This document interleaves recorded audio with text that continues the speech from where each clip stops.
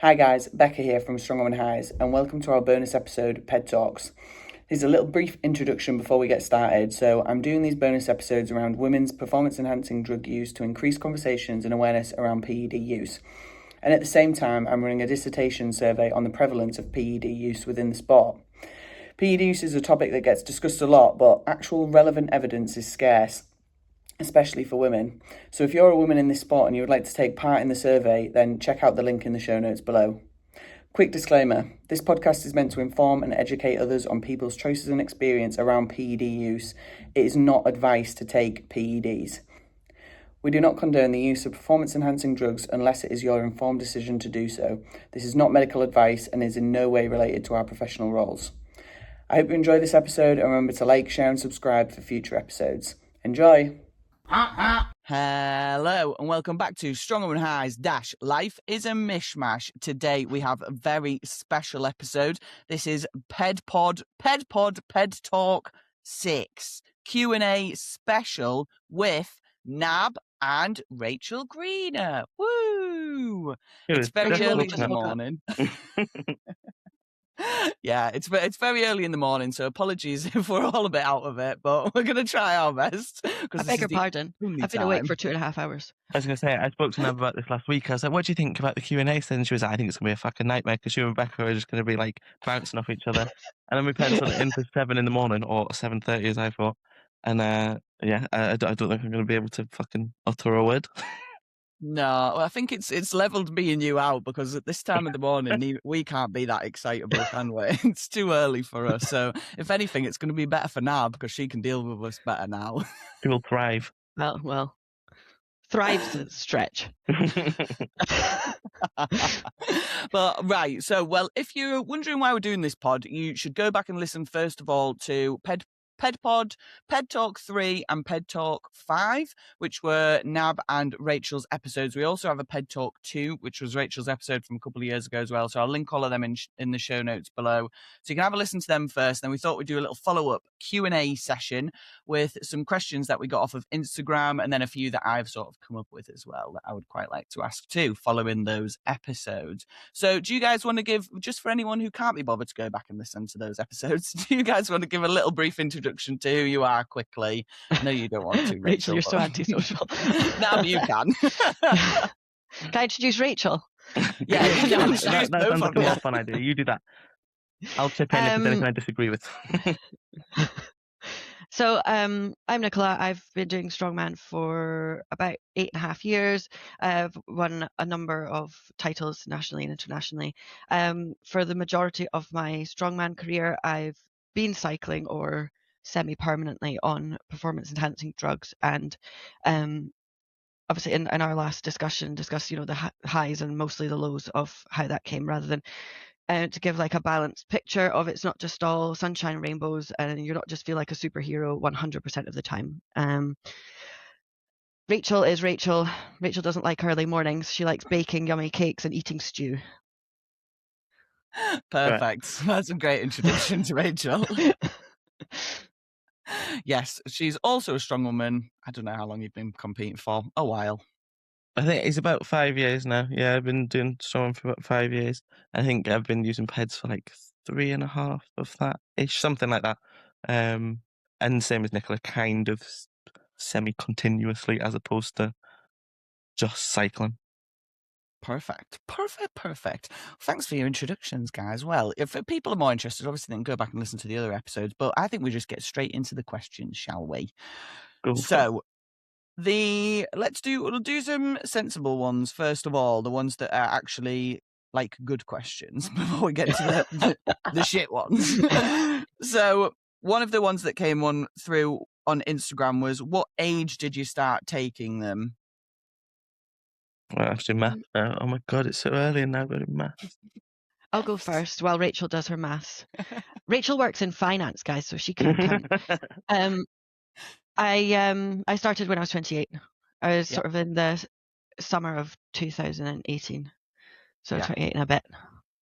Yeah. I think I would have been 30, 36. I think I'd have been 33. Maybe the very late 32s when I first started using like Psalms. Yeah. So like for anabolics, I would have been in the late 34s, I reckon. Yeah. One of the things that came up on the survey as well was people saying they'd wish they'd done it sooner, which I thought was a really interesting point. Do you guys wish that you'd started sooner? No, Negative.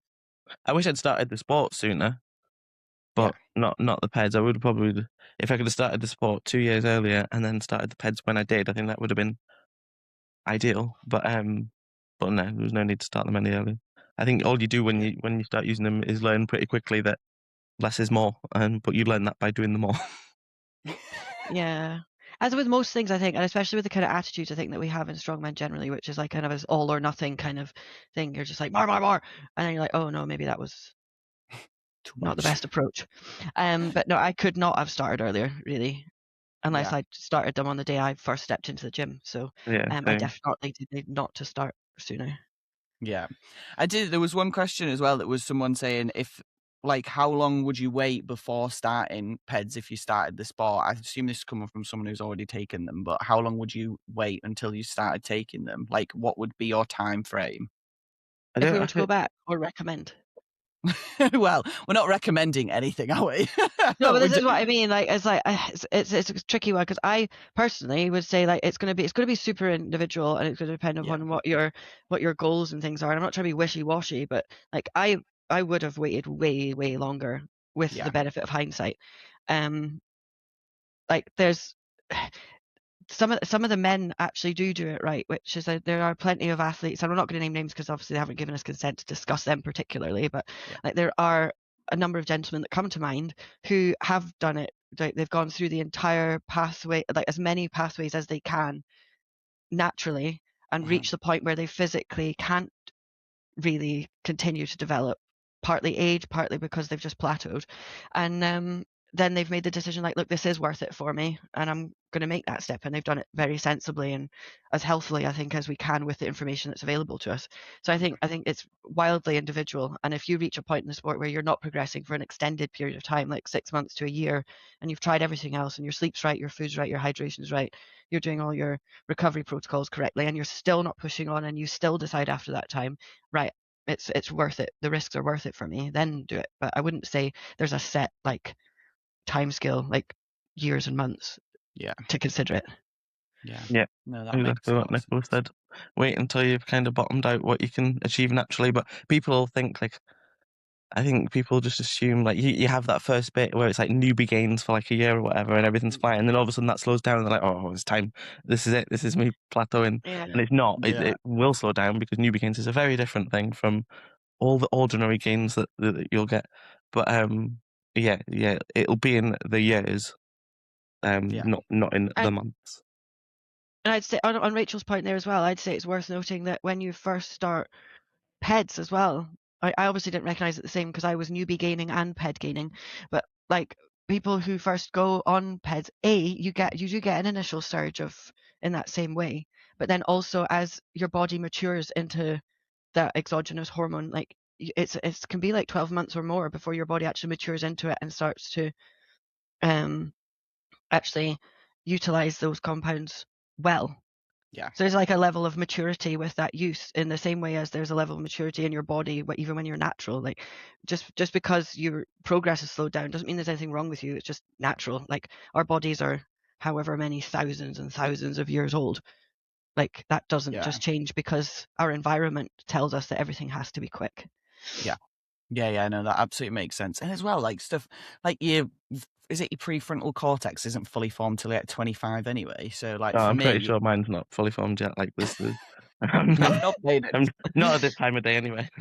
I think it's done a hard reset.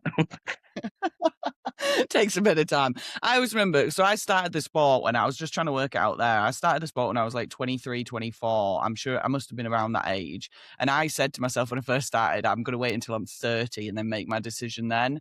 And I'm 30 now and I'm still like, I'm not so sure about it. But I like what Nicola said as well about going back to, is everything else like tied down? Is your sleep tied down? Is your nutrition good? Is your training good? Because I know for a fact that whenever I've got to that point, like I'm in probably one of those points at the moment where I'm like, oh God, like I am strong, but I definitely I'm not I don't progress fast at all anymore, but my nutrition is garbage. My sleep is pretty garbage. And I'm like, yeah, there's definitely other things. And I think it's interesting about the plateauing as well that you guys said, because I don't think I've ever actually hit a proper plateau that couldn't be explained by outside influences, like other things that have gone on that I think, well, that's definitely been affecting my training. So that's probably why I haven't seen any progress within that time. Yeah, my plateaus I've always been like work related, like 'cause I do a lot of hours over a lot of things, and every time that like last week I had an absolute shocker, like an absolute shite week of training, and I had worked and worked and worked and worked and worked and worked, and I was just so tired. I couldn't like I was failing deadlifts that were like 50 kilos away from what my top set was supposed to be, and you just have to wise up sometimes and think you literally cannot achieve them all. So which one is important, prioritize it, and then and sort of fuel it and support it accordingly. Yeah. I think on the a simplistic thing that I have said to a lot of people when they've approached me about like men or women when they're talking about gear is I was like how is your sleep? Because like for me like sleep is the most important thing, like not just for your like muscle growth but your CNS and everything. Like if you're not prepared to go to bed at 8 o'clock at night, what makes you think you have any right of jumping on gear? Do you know what I mean? Yeah. Like if you're getting 6 hours of sleep and like you're not prepared to go, rather than doom scroll for 2 hours or watch shite on YouTube, like I could just go to my bed, you know, like if you're not prepared to do that, then I'm not sure that it's the attitude first of all isn't right there for going into what is a really huge decision. Yeah, that's going to impact like you future years. Cleo's Yeah. already super bored. Cleo's demonstrating how to sleep and rest. See, I know I'm grown up enough to go to sleep and not watch TV or doom scroll, but I'm not grown up enough to stop reading. I'm a reading fiend at the moment. At least you're relaxing though. Do you know what I mean? Well, it doesn't feel relaxing. What the hell are you reading? I'm just on all sorts at the moment. Well, let's not get into that because we'll be on that's a different podcast.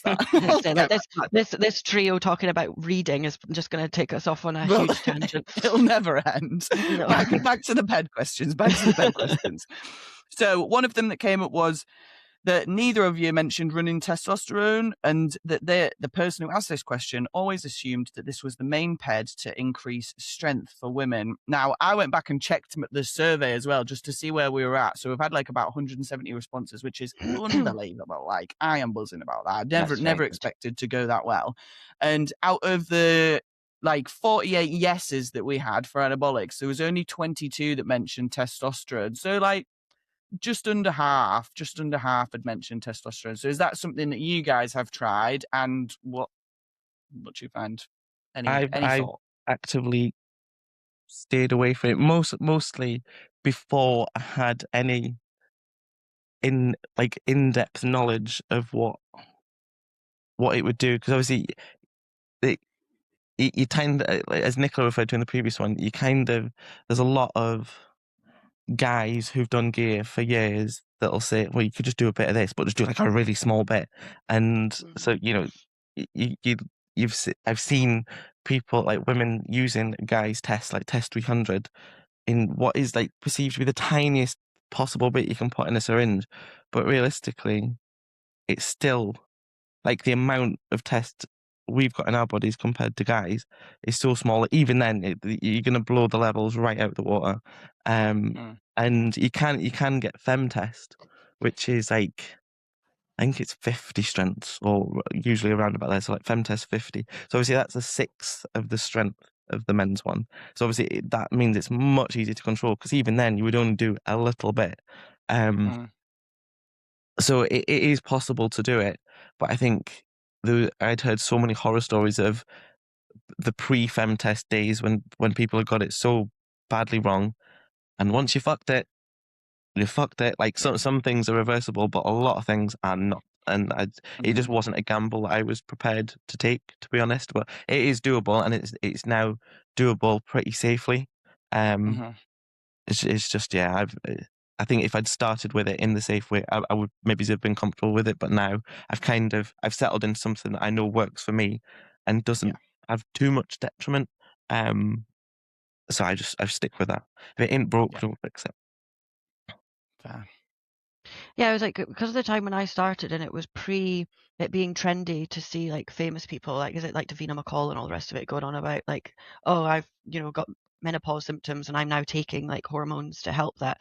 Like Yeah. pre that, it was very much what Rachel alluded to in the beginning of that, which was it was women taking men's testosterone, and I don't think they were even thinking it through the lens of, oh well, I can try and match femtest doses using like men's, what is it, like undecanoate or something. I couldn't even say exactly which it is that is mimicked in femtest, but like even if you're trying to dose men's testosterone at a female level, like there's a reason why it's so dilute in femtest is because like you can reliably then dose it. Get your unit. Whereas Mhm. Yeah. yeah, and like you're using such tiny quantities of them, and like it would be inconceivable amounts. Like I did obviously I got my blood test done at the start of the year because I was feeling fatigued, I was feeling flat, I was feeling junk, and so that's why I knew that my like all my levels had basically fallen off a cliff, and I'd taken some very reliable advice in order to try to basically like get my hormones back to a healthy level, irrespective of my like engagement in the sport first and foremost. But because of my history with my menstrual cycle and my moods and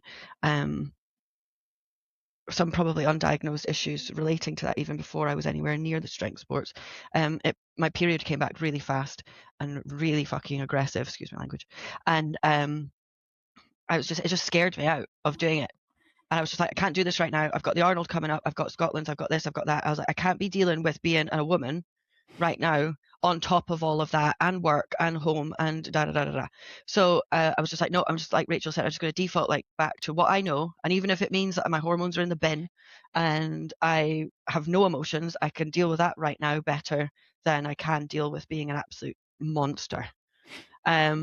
So I've since had another conversation with that person about advice, and have kind of had the reasonable, rational conversation that that's just something you're going to have to go through at some point. So better for your health and for your system, which is already like nosediving off a cliff, to do that, even if it feels like the timing is inconvenient. Yeah. So I will be starting to sort of try and bring my because I had right. I'll come back. Remind me to come back to the testosterone levels in women thing. I'll be looking to utilize femtest to try and bring all my levels back to a healthy baseline from where they currently are. And if it's of interest, and maybe your podcast and your people can tell me if it's interesting enough or whatever, and I can track that journey on my Instagram if you so wish. Going back to the testosterone levels, the thing that Rachel said, just to highlight, I obviously had high test as like a younger lady and always had. And I can say even pre and during my healthiest hormone levels on PEDs, my test level was always way, way, way lower than even a low test level in a man. So 100%, like, yes, we still need testosterone as women because we need all three. All of us, like, we all need all the hormones. We just, the way our body uses them is entirely different. Mm-hmm. Yeah. And yeah. No, I agree. No, I think it's really interesting because that leads us on to another question as well, that was using test for HRT in women, is that considered not natty? Because as it stands, from what I understand in natural strongman specifically, is yes, it does, and you can't compete in natural strongman if you are taking test for hormone replacement therapy as a woman. So I think HRT is for estrogen and TRT is for testosterone. Yeah, no, but either way, no, because it's still like no Artificial. it's I had this conversation with someone, and obviously the difference is, like, I mean, there'll be one thing if you had been given, like, I know of people whose testosterone levels as a woman are like zero low, like, and causing huge problems, and it's really difficult. I think in I can't remember which round it is. I think it's maybe in England that they will occasionally, like really occasionally, give women like the test gel to bring the levels up. They will happily give out estrogen and I've forgotten the other one. I've forgotten the name of it. You know what I mean? Progesterone. That's it. But very, very infrequently will they give out tests. And in the other country, I think it's in Scotland, they just don't give it at all. But for those people, when their level is 0, I can empathise on why they would have to take something artificially, like the tiniest bit, to just bring you from on the floor to within a normal range that makes you literally be able to function as a human. That I would understand. However, because it's so difficult to get, most women that are using that kind of thing and don't have it on a prescription, they're using it through the same means that we use ours, arguably, potentially to a lesser extent, but who's to prove that? Unless you have that prescription, same with any, so it's exactly the same as, someone that's got taken codeine for pain or whatever that they've got from somewhere that without prescription, if that comes up and you don't have the prescription to support it on like a WADA test, you're out. If you do have the prescription, you're fine. So there's those kind of things to consider as well. So yeah, if you're getting it through non-legit means and saying it's TRT, HRT, whatever RT that you want to call it, nah, in the bin. I'm not sure if it's... Go on, Nicola. Well, I was going to say, I just did a little token Google there because I was curious as to how that applied in the Olympics, and there's like a blanket ban on TRT for all athletes in the Olympics. And I just corroborate what Rachel said there, even WADA is TRTs, I know. Right, okay. Well, that's because that was going to be my next question, because I was wondering whether they do like a therapeutic, like the licensing for if it's prescribed, is that different? But I'm guessing it's to do, I remember talking to an athlete before about this, and it was a man, and he had low testosterone, and he'd been prescribed TRT through the doctors, but because he said it made him feel like not a natural athlete because he was having such a sustained dose of testosterone. So he said, although like it's prescribed and it's just where I should be, I actually already feel like I'm like an enhanced athlete just from using that, which I thought was really interesting. But I do think it's difficult if you're a woman and it's prescribed and it's obviously very low dose. Is that the same? Are you getting enough of a sustained dose of testosterone to get benefit from it? A bit like, I think we've maybe spoken about it with the peptides and our one. Even if it was prescribed, arguably, like if you imagine you go into a natural competition and you're doing the Masters women, so you've got 5 women that are all, say, over 40s, all of whom their hormones are going off a fucking cliff, and one of them who's fortunate enough to have theirs boosted back to like normal 20-odd-year-old levels. Is that fair? And there isn't really a hard and fast right answer because it's varying as much that a doctor has said you should take this because you're struggling otherwise. But I'm still of the opinion that nah, if you're taking it, I'm of the opinion of no also, because just because it's bringing you back to what are deemed to be quantitatively average or above average levels doesn't mean that is what's natural for your body. Like, yeah, life's not fair. It sucks that some people have better or worse things, but it's the same across the board. Like, some people are smarter than other people. Like, some people have got better hormone levels than other people. Some people have got skin conditions. Some people don't. Like, we're towing the line here of like, are we all trying to be like the perfect version of a human being? Like, and I don't care how you dress it up. Like, you're still engineering your body to be better than its natural state. And whether that its natural state is of a lower hormone because you've abused your body in your 20s and 30s and now your hormones have gone off a cliff, either by like partying too hard or not eating properly or it's not sleeping properly or not training your whole life, like that's on you. Like, just being prescribed something to make your body function a little bit better than it's naturally supposed to, like doesn't in a natural sphere, I don't think. Yeah, no, that's very fair. It does lead us on to other interesting questions. These are ones that actually I'd been thinking about, because again, this is something that's come up in the survey. Would you then class like GLP-1s and let's start with GLP-1s. Would you class GLP-1s as performance enhancing, seeing as we are in a weight class sport then? Yeah. I personally consider anything that isn't a multivit, pretty much. Like, even if you're relying on super fancy painkillers, because people like natural athletes know that those kind of painkillers that are supposed to be prescribed, they help because they help you get through a training session that you wouldn't have otherwise got through. And then if you do that week on Yeah. week, then you've got through a whole block that you would otherwise have not been able to do as optimally as without. Anything that you take that is beyond a natural multivitamin or such like, in my mind, is performance enhancing. I think it is like medically engineered, and it would otherwise typically be administered by a medical professional, irrespective of the means by which you come about it. Like, for me, arguably, if it's intended for those uses and you're using it, whether prescribed or not, like it's questionable. I even agree on the painkillers, because there's opiate painkillers are like they'll have like a anxiety suppressing effect. And the application of those is just beyond physical discomfort. Yeah. I'm just saying that we need another person on here that's like got a completely different view from me and Nicola, because we're able to just like, no, fuck all yous, you're not taking anything. Anyone takes anything, you're not nice. Eat your vegetables, eat your steak. And if you're not a vegan, Get to bed. but otherwise, go to sleep, shut up, drink your water. Yeah. Well, I think this is what it's like being friends with Nicola, to be honest.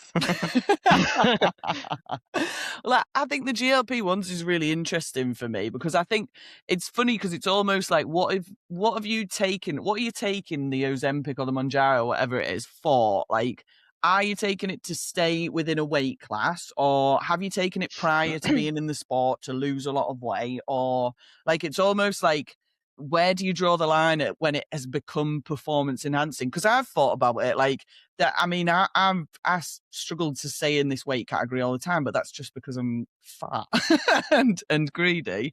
But I've thought about it and thought, well, if I did that on the run up to like Europe's or something, that would definitely help me. And technically, like, it's not, or even like a natural competition, I don't think it. I mean, I don't know. I haven't looked at the list, and I don't know, because I know that natural strongman we're using the WADA list, but I don't think the GLP ones are under that WADA guidance yet.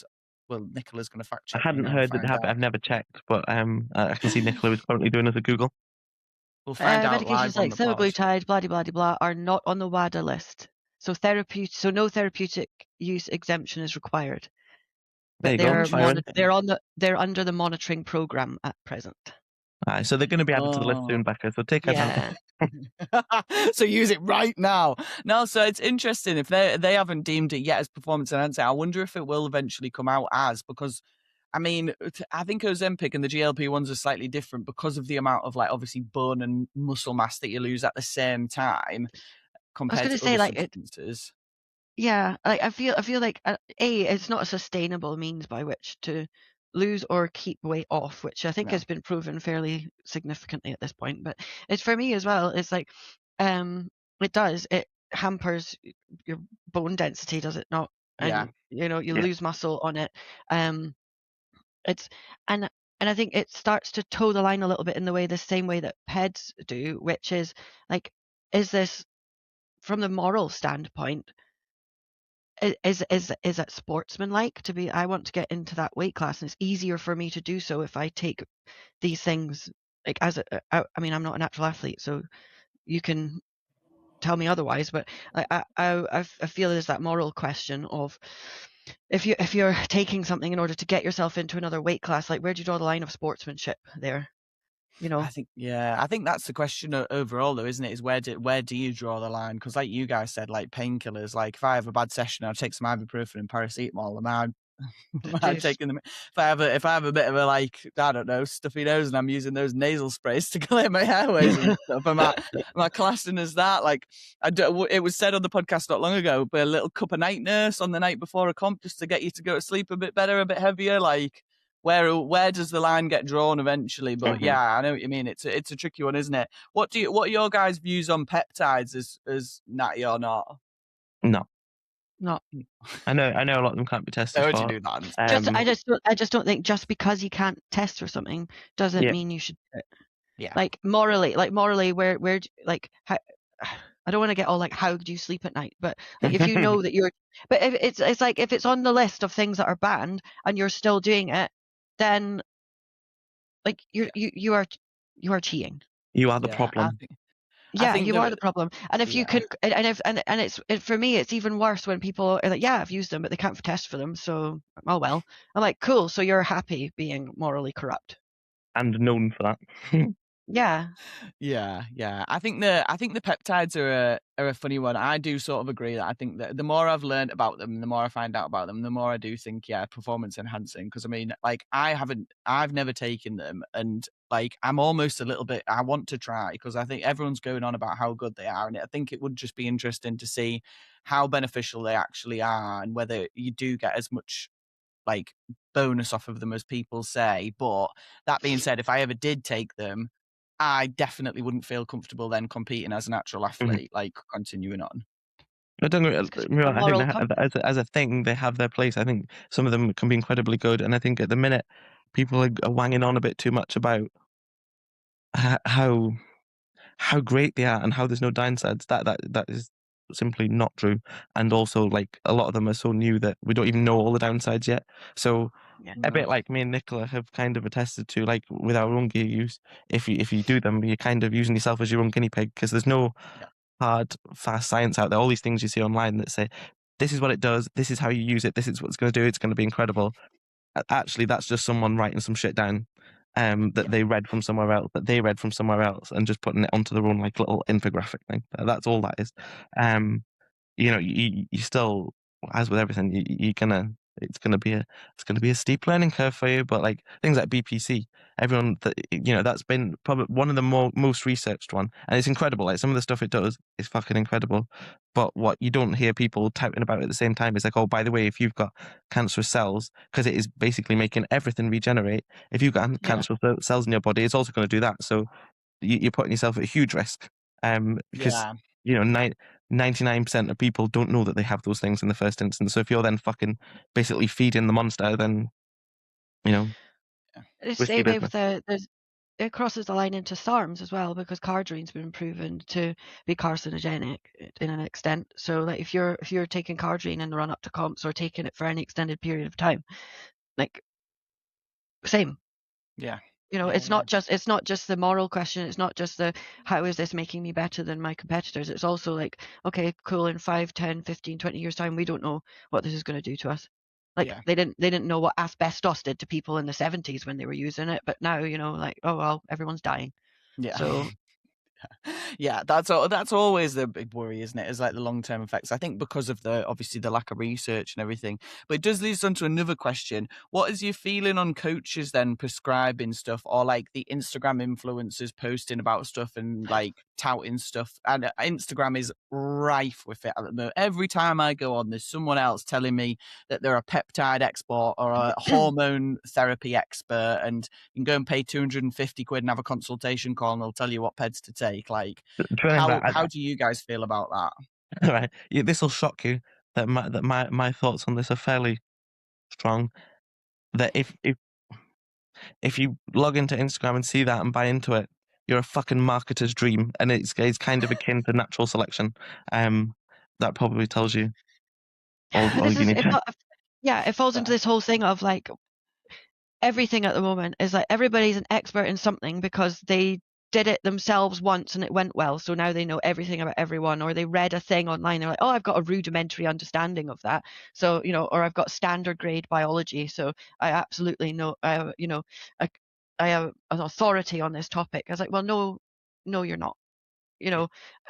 Like there's medical professionals who don't feel that they know enough about the topic, that in the country, that nobody wants to discuss it, or really, so no, like if like Rachel says, like you're just falling foul of the same thing that people fall foul of on social media all the time, which is like, oh well, someone said it on the end. We used to make a joke a couple of years ago and be like, oh well, I saw it on Facebook, so it must be true, and it's like that hasn't changed, it's just gotten worse. It's just people think that Instagram is an encyclopedia now, not just a narcissist's fucking cesspit. But Yeah. so yeah, if you're taking stone cold advice from people and not questioning it, not making your own decisions. That's your call. You've just got to do your due diligence. And I think I said on my thing, like, look at what evidence you can look at if you're going to be trying to take advice from some online nutritionist or whatever. Just because they have like a bank of female athletes on their roster, like, are those athletes getting better? Like, be objective about it. Be objective. Like, look at their performances pre and post. And if you can't, okay, well, you can also disregard that. You can also go, cool, well, there's not enough evidence there, so I'm just going to not do it. Not just like, oh, well, it might be okay, or like if they're not getting better, if they're developing obvious physical sides, because obviously it's hard to know. Like, you don't know, irrespective of what we think, we don't know people we talk to on the internet. So, and equally, we don't know what their knowledge base is. Well, I think this is an important point, especially for like nutritionists and coaches. I see it all the time where they've got this fancy bio, they've got all this stuff written in the bio, but when you actually look into them or ask them what qualifications they actually hold within that like profession, it's nothing, or it's like a 400 quid online course, and you think, what? And You're most going of on what as they've if, picked up is just like anecdotal, like through. I got a guy to do this cycle, and this is what happened. So that must happen again to the next person, and everyone responds to everything differently. So no matter how much sort of bank of how much of a roster of clients they've got, that is never going to substitute for like actual in-depth scientific knowledge of what a thing does. You know what I mean? No, it just means they're a good salesman. Yeah. Yeah, you remember snake oil salesman in like the Wild West? Like, that's what we're talking about here. Like, just because you can sell somebody the idea that you're good doesn't mean you're good. And like, and it's worse at the moment because those people who are also good salesmen are getting their kicks off the fact that, like, oh, I must be good because everybody comes to me. Like, no, you've just been good at selling enough stuff to people who are also influential that everybody else thinks they want to jump on board. It doesn't mean you know what you're talking about. I bring back questioning people. Like, I do it all the time. If I'm going to ask somebody about something, so say I want, like, I don't know, coaching advice or nutrition advice. If I'm going to ask that question, I'm like, right, what qualifications do you hold? Like, how long have you been doing it for? Tell me a little bit about your clients and stuff like that. Like, don't feel like you can't ask those questions as well. Because I feel like if people get upset if you ask those questions, that already answers your question. Yeah, it does. I think, like, you should be able, like, I'm going to use this as an example, not as a marketing tool. I'm just going to disclaimer this. But if people contact me about coaching, I really like, go talk to any of my guys. Like, I can tell you how I work and I can tell you like how I like things to be, but ultimately, like, you're not going to get an objective view from me because A, I'm not very good at selling myself, and B, I get quite cold and analytical about it. So, like, if you want a genuine view on how it might impact your life, go and talk to someone I coach. Yeah. But I think that falls back, what you're saying about people questioning others falls back into, like, nobody, I say nobody is such a blanket extremist example, but like, nobody has critical thinking skills anymore. Nobody has the ability to question themselves, let alone anybody else. And as soon as somebody has some perceived level of authority, like, just because you won a fucking few titles, excuse my language again, sorry, it's like we're before Watershed by miles, but I'm swearing. A very, very, very long way. Yeah. Maybe not for you though, Rachel, because this is still technically your nighttime. Yeah, I was going to say, Watershed doesn't I've got a couple of hours before finishing the rest of my evening. I can't remember what I was going to say. What was I talking about? How no one can think for themselves anymore. We were just slagging off the entire population, Nicola. Basically, yeah, AI. yeah. Well, I don't know if it's even AI, but it's just like, as soon as there's this kind of like glimpse of any kind of authority figure because somebody's won a title or because they've got a few clients that have won a few titles, it's like, oh, I must believe them. Yeah. It's like authoritarianism.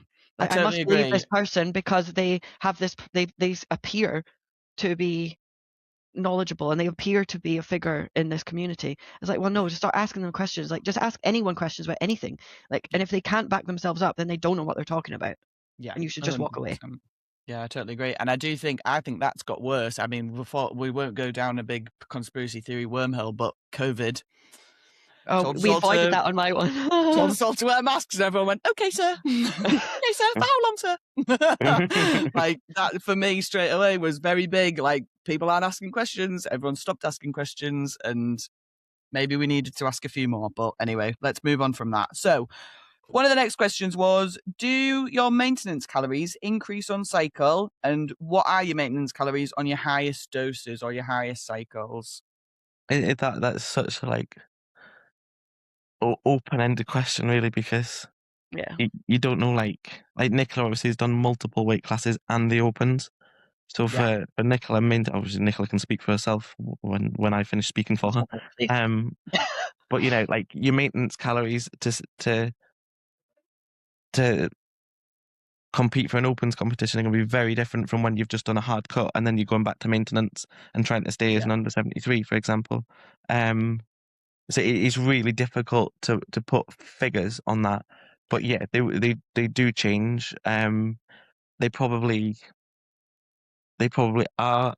I tend to keep them a little bit higher than I would have done as a natty, but some of that comes with, irrespective of whether you're a natty or not, like the more muscle mass you've got, the higher your maintenance calories are going to be anyway. So whether you trained for 3 years as a natty or 3 years as a non-natty, your maintenance calories now, even if at the same body weight, if you've got higher muscle mass, your calories are going to be higher. So it's really difficult to be more specific than that, to be honest. Nicola can give it some eloquence. Go. I'll try. I think the issue as well is not to feed into this idea that everybody thinks, oh, like take your smash loads of calories, you're going to get strong. Like, yeah, you might get strong, but you're also going to suffer more from heart disease, and your cholesterol is going to go even more through the roof, and you know your high blood pressure. It's like it's not an excuse to eat more. Yeah. Like, yeah, your body needs to be fueled more because it's working at a higher level when you're on gear, but maybe look at what you're fueling, quality over quantity. Maybe look at what you're fueling it with rather than how much you're fueling it. I'll use an incredibly recent example. Since our last discussion, Becca, I now have a new nutrition, etc., health coach. And my calories are actually lower now. My energy, my output, my mood, my skin, my digestion, etc., is all infinitely better in the space of about a week and a half. But I'm on far fewer calories than I have been probably consistently for the last 2 to 3 years. So that kind of it's all very person specific. Like, and I was sit maybe comfortably between 80 to 82 kilos, whether I'm doing obviously I'll try and be closer to the 80 or under 80 side if I've got a 73 comp coming up. I don't really care if it's an 82 comp coming up. And oftentimes in the past, I've tried to actively be heavier for opens comps because I've got a threshold at which my condition drops off if I get too heavy. So I try and avoid that. But then I we can't, like, there's always that argument of mass moves mass. But I'll be able to tell you after this weekend whether this will probably be the lightest I've been going into an opens comp ever. And so far, Scotland's just passed was the lightest I've ever been going into an opens comp. I think I was about 82, maybe 81.8 going into that. And I'm at about 80.4. I could tell you exactly. I think it was 80.9 this morning. I was 80.5 at the weekend. So it's going to be the lightest I've been. But just like, I don't think that just because you're on gear it necessarily means you need to have more calories. But I would say that your body needs to be better fueled. Yeah. So I think it's more important to focus on how your body needs to be fueled than you do need to focus on, okay, I'm going to go and have a 5 guys after my session. Yeah, it's that whole thing, isn't it? Of like to simplify it is you wouldn't put 2-stroke in a Ferrari, or you're using the fancy fuel with all the additives and all that sort of stuff. It needs to be the right stuff, not just. And the reason I sniggered halfway through that, I remember this is so fucking bad. There was a point a couple of years. So it was after the first time I'd done a cut. It was after the first Europes. I say the first Europes as if I've done more than one Europes. I did one Europes, got really fucking badly hurt, and then just didn't ever want to go back. So after that one, when I actively wanted to put like I feel like 2 or 3 kilos back on, which turned into 10 kilos, but we don't need to worry about that. Well, this will explain why. And my my self-designated, obviously, approach to that was I was basically eating the same things that had been before, which like my meals are always really good. I eat loads of vegetables, I eat loads of lean protein, all that jazz. But I just I basically supplemented almost every meal with a toffee crisp. Amazing. So, you know, if anyone has any coaching, Oh. nutrition inquiries, just fucking send them in, guys. Get to me. That's your little clip for your thing for this podcast. I just supplemented every meal with a toffee crisp, and everyone's gonna be like, "Oh, this is interesting." This just got Why? fucking real. To be fair, I feel you because I've done that. So because I'm running all the time now, I've never been so hungry in my life. I'm the heaviest I've been in ages, and I'm running. I'm doing more cardio than I've ever done in my life, and it's because I'm constantly hungry, and I'm the same. Fucking toffee crisps, Star bars. It doesn't matter if I'm passing a garage. I won't even need fuel. I'll stop. I'll get a chocolate bar because I'm starving. I need it for fuel, but. How can you be bothered pulling all the way onto a petrol forecourt, getting out, going in, just to buy one chocolate bar to then have to fuck around to get all the way back out of the petrol station again? I think for me, and I don't know if I was to buy the multi-pack from the supermarket, I would 100% eat the entire multi-pack, like pretty much in one sitting, and it wouldn't be there for the other runs for which I needed it for. You got to buy them one at a and time, that comes a otherwise it lot don't down work. to a total lack of self-control. Actually, no, that was the Rachel of 2 years ago that supplemented every meal with a toffee crisp. Now I'm actually very good and very well behaved. It's almost like I had a stint with Nicola and Bennett on the build up to the Arnold. Maybe this is what I need, because mine is atrocious. I am awful at the moment, like really bad. Like Ben took a pot of ice cream off of me last night because I was eating it, and I turned and said to him, "I feel sick," and he went, "Stop eating it." And I was like, I can't, I physically can't. In my head, all I'm imagining is, you know, that bit from Lord of the Rings where Bilbo just like goes, like he was trying to like wrestle a bowl of ice cream off. Literally, it's Also, that bad at the moment. Kudos to you for being so rational about having the ice cream taken off of you, because it wouldn't be like, "Oh, I feel sick, I need to stop eating this ice cream. Okay, so take the ice cream away from me." But I will fucking eat this ice cream because I want to eat this ice cream. See, if someone told me to stop eating the ice cream because I felt sick, I was like, I'm already sick. Like, just watch how much more sick I can make myself because you told me I could eat ice cream. Nah, see, I was like that, but after the sustained effort of having done that for the past maybe 4 or 5 weeks, being sick every night nearly from eating a ridiculous amount of food, I've got over it. If I say I feel sick, and Ben's like, "I'm going to take this off of you," I'm like, "Okay, that's fine. I understand." Right. Anyway, we've got a few more questions to go. So, one of the questions that came up on the Instagram was, what do parents / siblings / other family members think of your PED use? Do you ask them? Do you talk to them about it? Do they know? Like my family, no, because I was about to sound really harsh. I completely detached from the sport, but like, you know, I live 300 miles away pretty much. So that, like, my interactions with them about what I get to on a daily basis, PEDs or otherwise, is minimal. So they know that I do it. I've never ever kept it from them. In fact, I remember once jabbing a needle in my ass in front of my mother, and she just like looked at me just with this look of having given up. Well, just add that to like a pile of, you know, other reasons. You know what I mean? But no, I was never secretive about it. I told them. They knew that I had done a hell of a lot of research into it, and, you know, like where I started with the SARMs and moved on to the PEDs. So I think they were comfortable enough that I'd done the groundwork as much as one can do the groundwork. They also know that I don't fucking do anything else. I'm really boring. I just, you know, I like being in my house with my dogs, and, you know, I don't do anything else wild. So, you know, I think on occasion, like, well, is that safe? And I'm like, "Mum, you drink, get through a bottle of gin a week."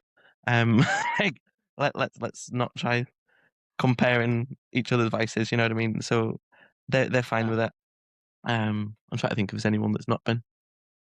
To be fair, if there was ever anyone that had not been, and from an uneducated standpoint, I would probably have cut them off by now. So, yeah, very fair, very fair. Yeah, I can't take the same "let he who has not sinned cast the first stone" approach to my family, because not even half the 95% reason why I have such a moral meltdown every week about the subject of PEDs and other life choices I have made unrelated to Strongman, when I'm crying in the shower at the depths to which I have fallen, is because I was raised in such a, really like good, upstanding way, and I know that what I am doing is wrong, and I continue to do it anyway. So while I know that they know that I do it, we do not discuss it, Right. because I know it's wrong. They know I know it's wrong, and You continue to disappoint. level of biblical fallout that would stem from that discussion. Yeah. Not worth it. Yeah. No, it's not even that it's not worth it. It is worth it because I know it's wrong, Yeah.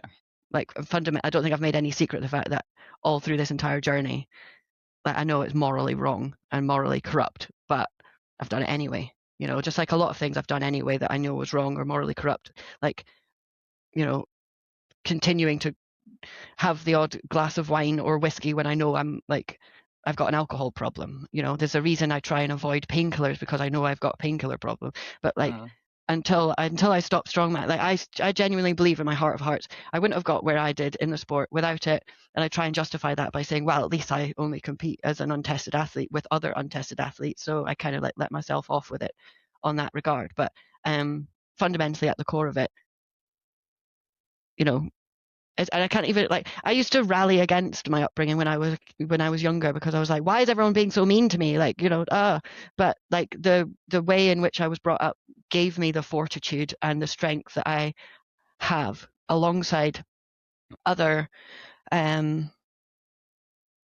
forces. And I kind of know inside that it's not right. And I wouldn't want to hurt them more than I know I already have with other decisions I've made, and the fact that I've made this decision by daring to make them talk to me about it. Yeah, I understand that. It's fair. I think it's interesting though, because I think you saying like it's morally wrong, like, it's funny that, because I don't think it is. And I don't take it. And I'm like, well, I don't see why it's morally wrong. But yeah, I'll be here for an hour if I spoke to you about why I thought it was morally wrong. So let's, don't open that. We won't dwell on that one. We won't dwell on that one. Okay, so the other ones that I had were, do you think it's obvious that you can tell that women are on PEDs? Yes. Most of the time. I think if there was anyone where it wasn't obvious, they're doing super small amounts for super short amounts of time. Yeah. And if this is gonna sound like a bit of dick, and I am, to be fair, so it's fine. I was going to say, don't disclaimer that one. I was gonna say, if they're just doing peptides, they'll fucking tell you about it. So it's tantamount to being vegan. Veganism. You know what I mean? Like, you're gonna fucking know. So. Yeah. There's going to be those T-shirts soon, isn't there, about peptide? Ask me about peptide use. I've always kind of felt from the thing of, like, if you didn't notice before, like, you'll start, there's obviously nuances to gear use that you only know as a gear user. And I think it's when you look at people, or through the lens of, like, we both know you're doing it because we both know how you see that change or those particular nuances in other people. Yeah. Like, so let's not beat about the bush here, and just, I think that beyond the super obvious stuff, like the masculinization and so on, there are definite ways to tell that people are on. Yeah, I think it's interesting because I actually don't think it's that. I feel like it's really difficult because I think there's such a skewed. So many people don't tell the truth about whether they are or whether they aren't. So if you're looking at, like, your top level, like, I know obviously we say top level CrossFitters, and I know I'm being naive thinking that they're all definitely natty, but there's got to be some of them that are. There's got to be, and like that body shape and that delt, like, that the rounded delts, I'm still to this day, I believe that I could potentially get there natural. And I don't know whether that's just being naive or stupid or whatever, but there's a part of me that still holds out a hope. But then this is partly what I'm talking about the nuances. Like, if I love that you're so innocent to it, that you still think that, you know, there's people out there who are fibbing about it, and you don't think that they're on. But like, there's nuances to it that until you've actually been on gear yourself, you wouldn't even think. But yeah, I'm with you on the CrossFitter thing, and I follow a few CrossFitters that I quite admire, and they are whistleblowing on it, you know, a moderate amount. And so I do believe, like, as much as I know people like to shit stir in this day and age, like, I do believe that, like, when you hear it as prevalently as that, you've got to believe it's coming from a place of truth. Yeah, I think it's really interesting that we've got such differing views, like, on that as well, that you guys are like, yeah, definitely, and I'm like, I don't know. Maybe that's just like a ladybird book of how to recognize PED use in women. That's what you need to do. Yeah, that's what you need to do, just for me, so that I can lower my expectations of how I'm going to look in the next few years. But head, shoulders, knees, and back. Honestly, I'm still trying. Like, it's only when if I tense my shoulders really hard. Look, that's a bit of a delt, sort of. More just an AC joint. I've just got big AC joints. Sad times.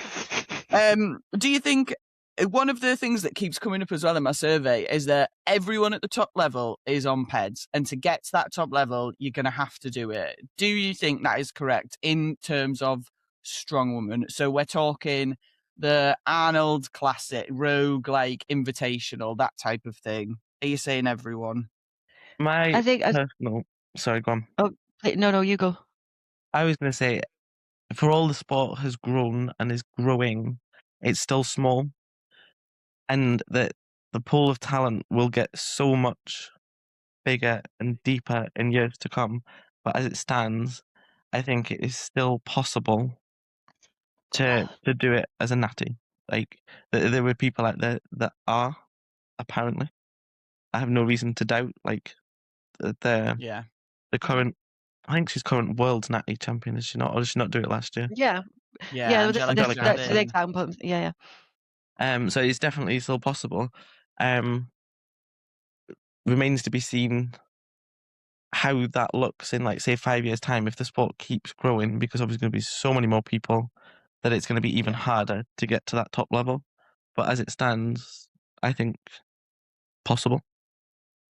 But it'll come back to what we were saying at the start about everything will have to be on point. Like, everything lifestyle-wise would have to be really, really, really on point. Because it's still, for all it's a niche sport and it's not huge, it's still, you know, you're going to have to be able to move with and run with and lift some pretty fucking huge weights without assistance. I think it's absolutely possible. But I would want to, it's going to sound negative, it's not intended to be negative as much as realist, which is, like, just because lots of people want to do it doesn't mean that you will. Like, people don't get to the Olympics because everybody can get to the Olympics. Like, everybody's going to have different genetic makeups and different things that they, you know, are more inclined towards. Like, so if you are a tall woman with a big frame, yeah, you're probably not, and you have the opportunity to live like an athlete, which I think the sport's headed in the direction that there is, I think, going to be space for people to live like athletes in the way that they do for the Olympics within strongman, especially with the way that natural strongman is going. It's basically starting to take up that space, and I think it's going to allow people the opportunity to live like athletes. So eat, sleep, recover, train specifically for that, without having the demand of, well, you need to do 6 comps a year to make enough money to do that, and thus that leading people to greater PED use. I think there's going to be spaces in the future for that. And because as our training, nutrition, recovery, etc., understanding through the lens of strongman develops, I think I've even seen it in the time I've been in the sport in 8 years. It's gone from being like, oh, West Coast conjugate method is the only method that anyone needs, to now there's so many different understandings of how we can train for strongman that have overlapped from other sports and have been developed within our own sport. and things have changed enormously in just that time. And I think it's only going to continue to go that way. So yes, I do think it's absolutely possible. But just because, and again, it falls into the thing of just because everybody wants to be doesn't mean everyone is going to be or should be. You know, you don't have people like Michael Phelps because everybody is a Michael Phelps. It's like, no, he's at the top of his game and had been for such a long time because he has it's like the perfect cacophony of skills, attitude, circumstance, environment to allow him to flourish. And I think that's perfectly possible within Strongman to do it naturally. But just because you want it doesn't mean it's going to necessarily just fall in your lap, you know? Yeah. And as well, thinking back to like, there's plenty of other sports out there, and I'm thinking particularly, I know it's very niche, but Olympic lifting, like I'm never failed to be fucking wowed by those people. It's like, we look at, barring a couple of people, and like Inez, but in particular, I think springs to mind.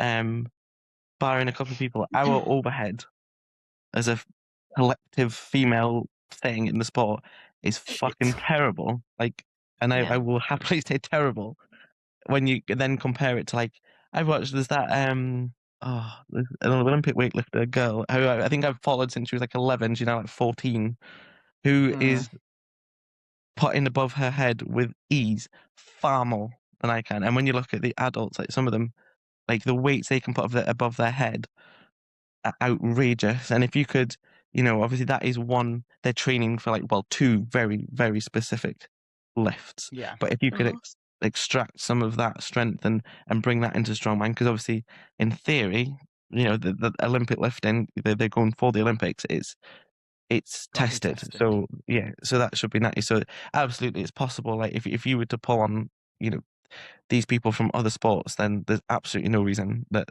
it couldn't be done.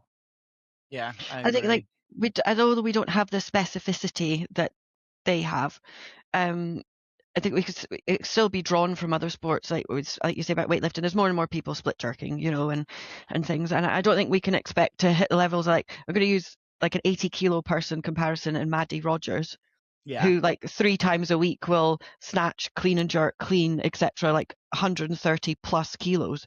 Yeah. In a clean and jerk, and like snatch it's like 120 kilos or something like that. Like, no, we can't expect to do that whilst also trying to deadlift over 200 kilos and also trying to run with sandbags and stuff. But like, even if you can run a fraction of that skill set, and this is what I mean, like Rachel's saying about youth, and like it needs to be, I think we're kind of getting into that sphere of like, it's admirable that everyone's still doing it in their 30s and 40s and 50s, and we're trying to extend things at that end. What we need to kind of like cater for and look after the youngsters coming through, so that they're not making the wrong decisions, and so that their bodies are being looked after while they mature, so they're not being expected to do 6 comps a year, or feel like they should have to do 6 comps a year and so on, and develop it from like youth upwards. And I think that's the next step in like encouraging people to naturally move through without having to need to go on gear. So identifying people who have the skill set early on and sort of mentoring them through the process naturally. Yeah. 100% agree. By and large, it's a sport that we all come to later in life once we've found that we're mentally ill and need an outlet. With other mentally ill people. Yeah, absolutely. The joys of the sport. It's the best part of the community. All of our mental illness. But no, I totally agree. Olivia Reeves and Matty Rogers, the main reason why I 100% fully believe that one day I will be able to split jerk 150 kilos over my head. Like, I'll still hold on to that because I genuinely believe watching them, I'm like, why can't I? Absolutely can be able to. To be fair, I could see you being 40 years old and I'll be like, oh, look, Becca's just split jerk 150 kilos. I'll be like, I'm not surprised. No, in the farmyard with like 7 dogs in the background. Just like somehow a chicken flying past. Yeah, like, sort of like scuffling along the ground. Sounds about right for me. Absolutely. Well, right, we've been on for an hour, but do you guys have a bit of time, or do you need to leave before I go on to? I've just got one final thing to talk about, which is the creepy men. I'm good. Let's creepy men. We can't miss creepy men. Let's go.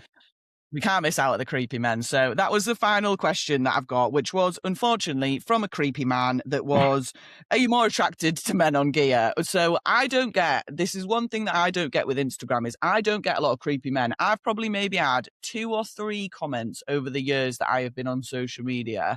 And like, I mean, I don't put it out there a lot, so that's why I think I get creepy men, or I'm just really ugly, which is fine with me. But do you guys, what are your guys' feelings about? I don't want you to answer the question. I just want to talk about, obviously, creepy men. Do you get hammered by them on Instagram, and what are your feelings about it?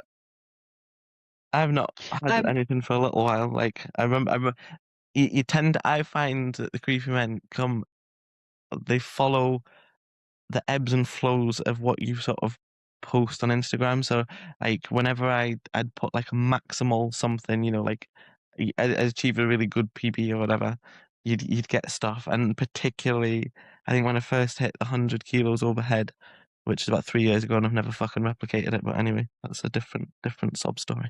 And keep it light, Rachel. Keep it light. And they were, you'd get just like a flurry of weirdos, and most of them were like very obviously weirdos, like straight off the bat. Like one of them sent me a fucking pair of tights sprawled across the table for no context. Like honestly, like just fucking weird, like Silence of the Lambs level behavior. You know what I mean? And but then there was one guy who he messaged me. He's like, "That was class, really well done," and left it at that. And I thought, "Oh, normal." So I literally, and I'm for all I'm an absolute dickhead most of the time, I'm also very polite. I have manners. So if someone who isn't obviously a weirdo, I'll always just say thank you. And I think within a couple of messages, like, "So do you think you could press me over your head?" I was, "Oh, for fuck's sake, I've fallen foul of this one." Yeah, but I tend to find that they follow. If you've won something, then they'll sort of come out the woodwork. Or if you've posted something that's like really maximal, like a really good achievement, they'll come out the woodwork. But other than that, not too much. But then I think my general vibe is that of fuck off, and in most sort of areas of my life. So that's probably partly why. Fair.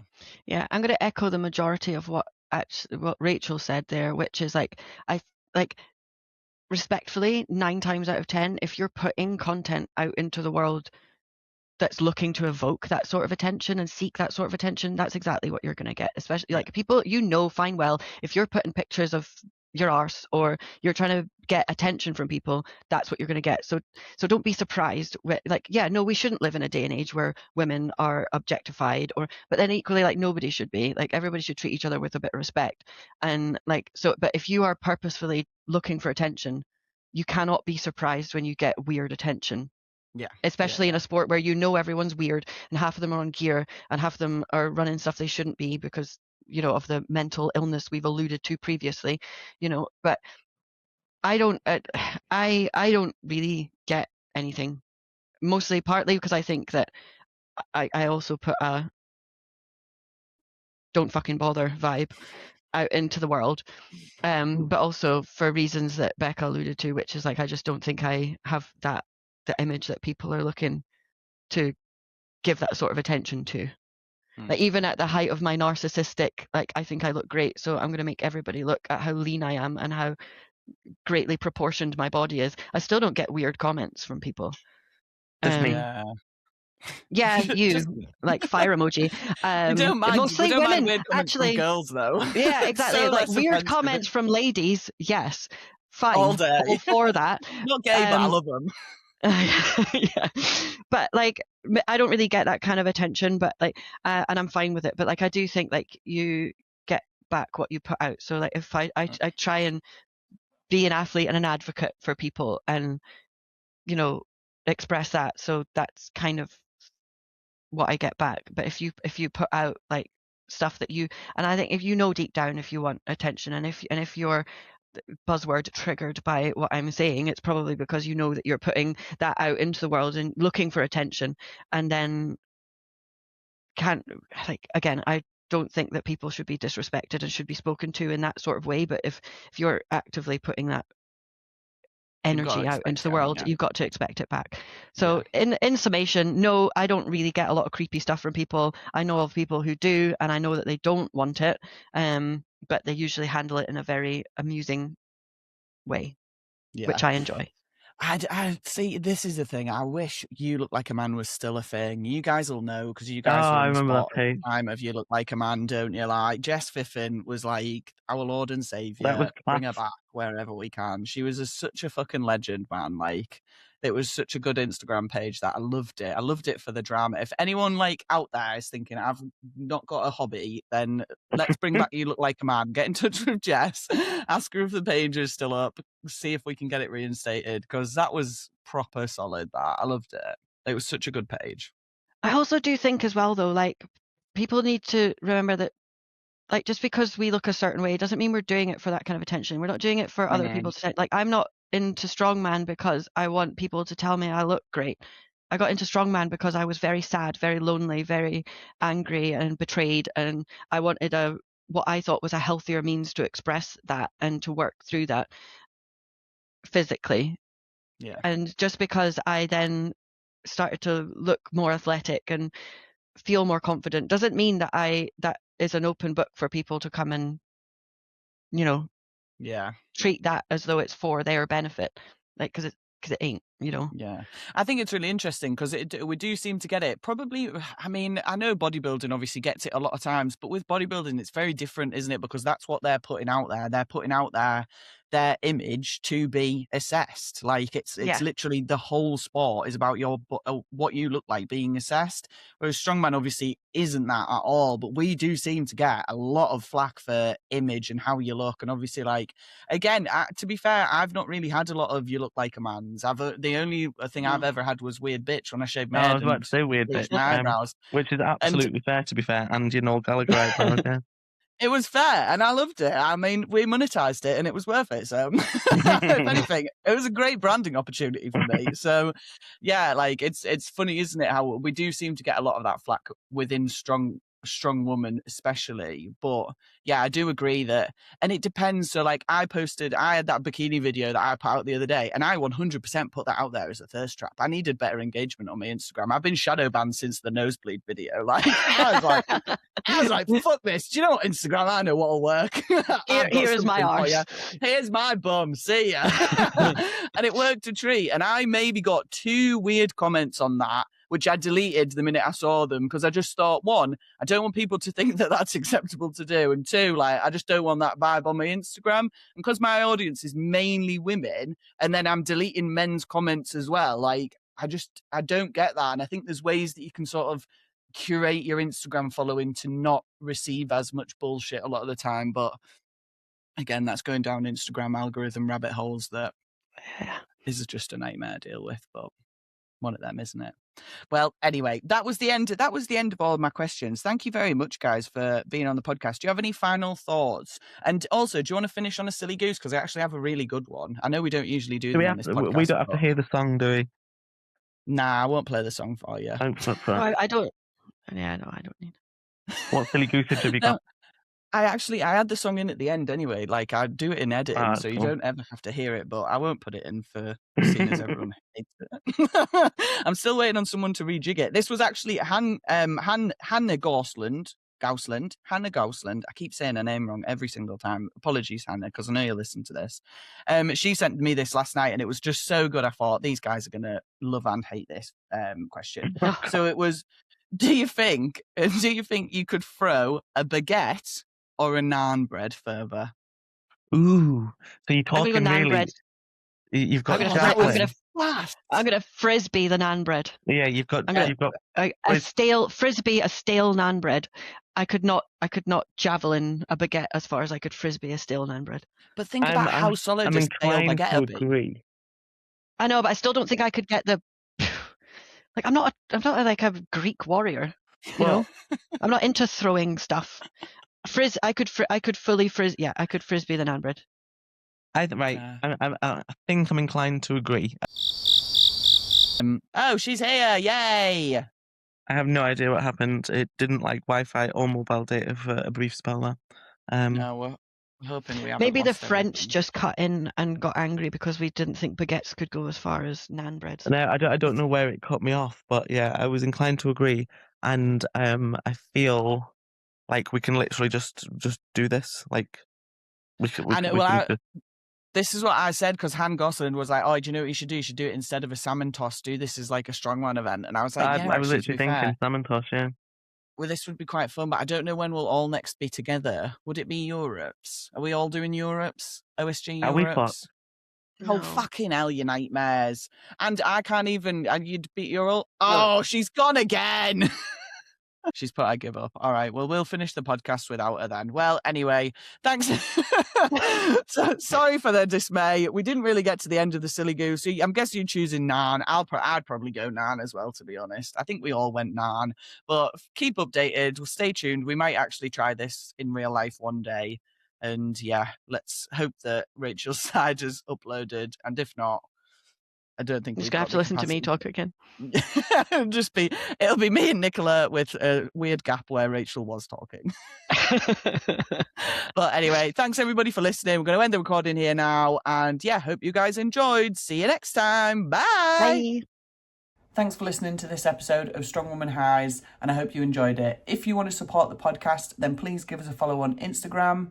Or if you would like, we're also on buymeacoffee.com/strongwomanhighs. This is where you can send us tips, or you can also join our membership area, which is $5 a month or £4 a month. It's the silly gosling level. We'll post out any extra content that we get on there, and hopefully a few little free giveaways of things as well. The podcast currently doesn't cost a lot to run, which is what we're trying to keep it as, but we would like to be able to cover our costs, and also once those costs are covered, any profit that is made on Strong Woman Highs will be getting saved up and put into a pot for future Strong Woman competitions that we can sponsor. So if you have a Strong Woman competition that you'd like to be sponsored, or if you want to be on the podcast, then give us a shout, send me a message on Instagram or on YouTube, anywhere else you can get us, and we'll get it sorted, because the more women that we can get on, the better.